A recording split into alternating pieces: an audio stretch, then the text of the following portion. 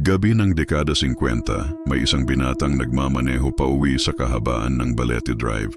Tahimik at madilim pa noon ang lugar, tanging ang mga puno ng balete sa magkabilang gilid ang nagsisilbing anino sa ilalim ng buwan.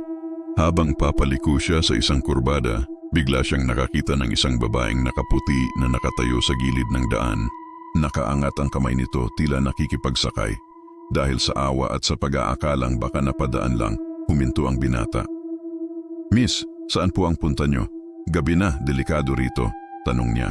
Ngumiti ang babae, isang matamis ngunit malungkot na ngiti. Sumakay ito sa likod at sinabi ang isang address na malapit lang doon.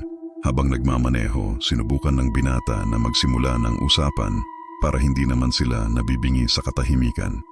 Pero puro tango at tiling lang ang sagot ng babae.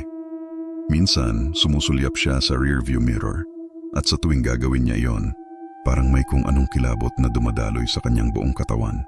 Nang malapit na sila sa destinasyon na sinabi ng babae, lumingon ulit siya sa salamin. Ngunit sa pagkakataong ito, wala na siyang nakita. Blanko, walang tao sa likod. Hininto niya ang sasakyan, bumaba at sinilip ang backseat, pero wala talaga. Ang tanging naiwan ay ang malamig na hangin at ang nakakabinging katahimikan ng gabi. Mula noon, marami pang kwento ng mga driver ang lumabas tungkol sa White Lady ng Balete Drive.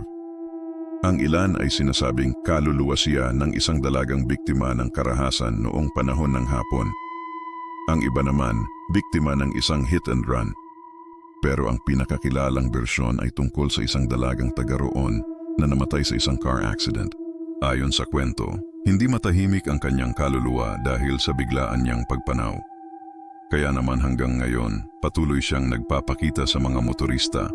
Marahil sa pag-asang may maghahatid sa kanya pauwi, isang paglalakbay na hindi na niya natapos noong siya'y nabubuhay pa.